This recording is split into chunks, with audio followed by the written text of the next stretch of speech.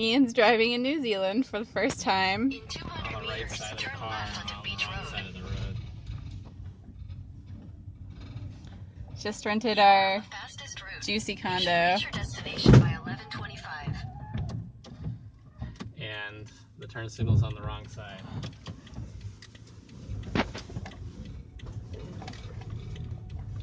Look at this is so weird. Stay left, stay left.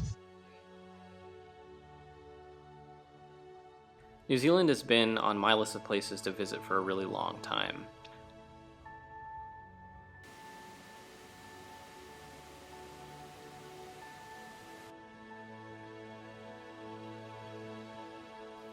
I was just starting to get serious about photography when the first Lord of the Rings movie was released, and I think that movie was my first exposure to the beautiful landscapes of New Zealand. Ever since then, I've wanted to go. And that feeling has only been amplified over the years as I've seen more and more photographs of this place from so many of my friends in the photography community.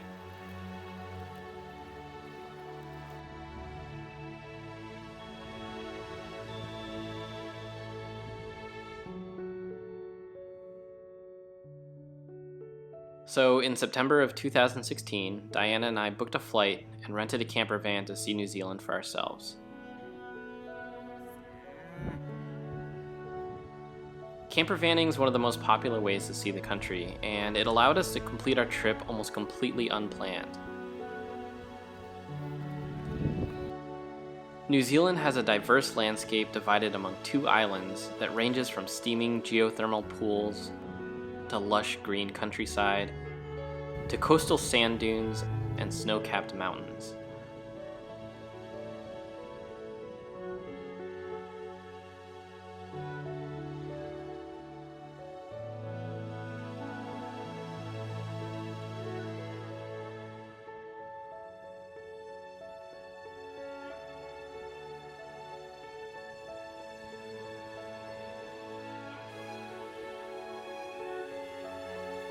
Some of our favorite sights were some of New Zealand's plentiful waterfalls among the grand, glacier-carved mountains surrounding Milford Sound in the Fiordland National Park.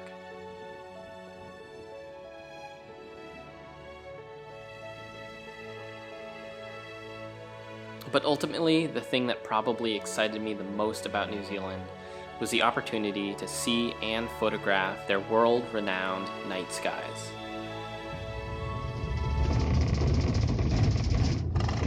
So we're going to a spot that was recommended to us by another astrophotographer named Chris Murphy. So we're gonna shoot some photos now during sunset, and then we're gonna hopefully meet up with Chris a little bit later at the Mount John Observatory.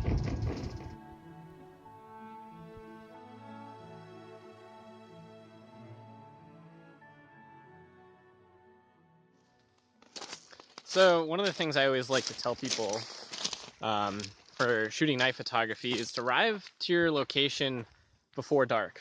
It can be a little frustrating to arrive to a place in the dark, especially when you're not familiar with it. Trying to scout your photos in the pitch black is never really fun, so it's always good to come to a location and really figure out what you want to shoot before the sun fully goes down. You know, then you have a good idea, and you don't have sort of that trepidation involved with shooting in an unfamiliar place at night. So scout out your location ahead of time.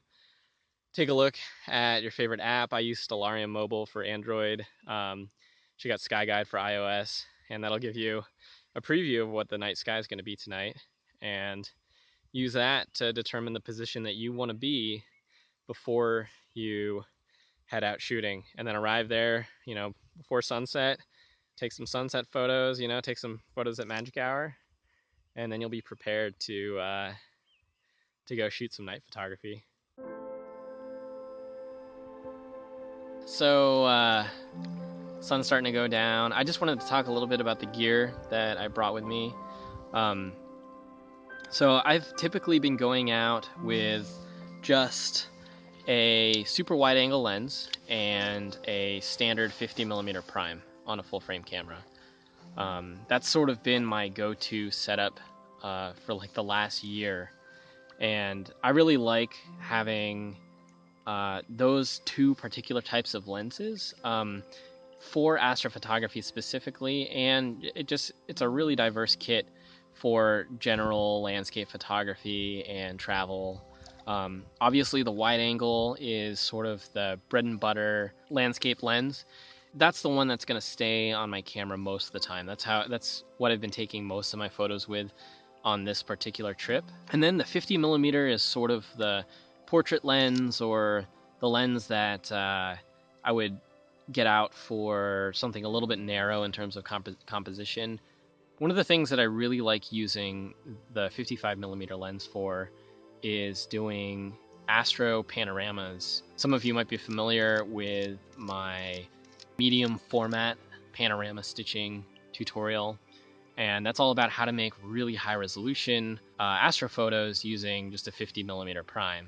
That makes for like a really affordable kit. You can get a 50 millimeter prime for pretty much any system, and they tend to be really, really sharp when you stop them down. So if you stop to f2.8, you're going to get a really, really crisp image, and it's also going to have very little vignetting on the corners, and that makes for a really easy panorama stitch. So yeah, super wide angle and a 50 millimeter lens, and that's pretty much all I'll use. I'm going to shoot a little bit with my 18 millimeter in the beginning of the night here, just because the Milky Way is going to be really high in the sky. Like right now, the galactic center is basically directly above me. I don't know, we'll see how it turns out. The skies have gotten pretty much perfectly clear, so I think it'll be a pretty good night. But I think the real bread and butter shots are going to come a little bit later in the night as the Milky Way starts to set, and that's when I'll bring out my 55 millimeter lens and take some kind of tight panoramas, maybe like a 10 image 2-row stitch, and that should hopefully make for some really, really high resolution photos.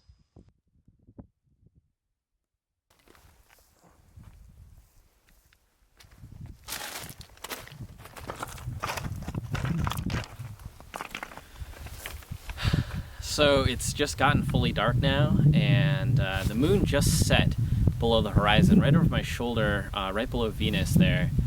And I'm going to spend some time to photograph Venus before it sets. It's getting really low on the horizon, so I want to get the reflection on the lake below it. And one of the cool parts about photographing Venus is that it's relatively close to the sun in the sky, typically. So we can usually see the zodiacal light, which is sort of a small bright point around Venus, and it sort of looks like a little bit of a glow or a haze on the horizon. And what that is it's interstellar dust in the plane of our solar system. So we're gonna spend some time and try to capture the zodiacal light, the galactic center, and Venus, and hopefully we'll get some good reflections off of Lake Tekapo. So just to give a little preview of what we're seeing tonight, we're set up here right on the lake shore. I don't know if it's possible to see. We got some rocks down here. But anyway, look up and we've got Venus. And Venus is really low on the horizon. And if we look straight up, all the way up, almost shooting just about 45 degrees up, and we've got the galactic center. And it's really, really clear tonight. Looks really great. And we can, if we follow the galactic center all the way down, you can see the Southern Cross there, right along the plane of the Milky Way towards the south. And if we look to the left of the Southern Cross, we can get the large Magellanic Cloud, and above that, the small Magellanic Cloud. So those are some of the things that I'm going to try and capture tonight.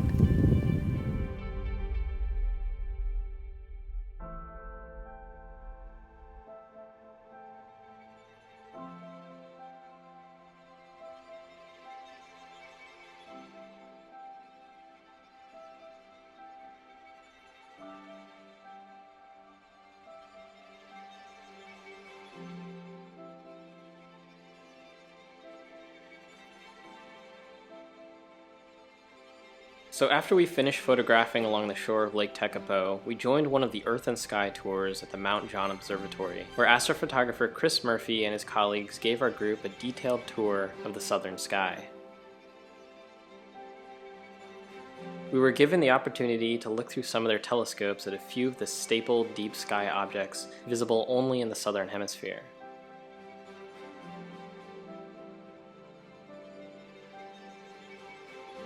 I also took the opportunity to take a few photos with my wide-angle lens, and I made a couple of high-resolution stitched panoramas with my 55mm.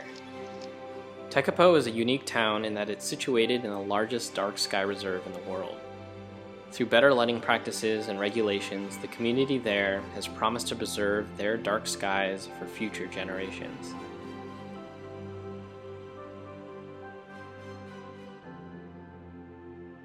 Seeing a community so excited about their night sky was a truly refreshing experience. I think it's too easy, among the brilliance of our city's electroluminescent skies, to forget how beautiful and grand our universe is just beyond our doorstep.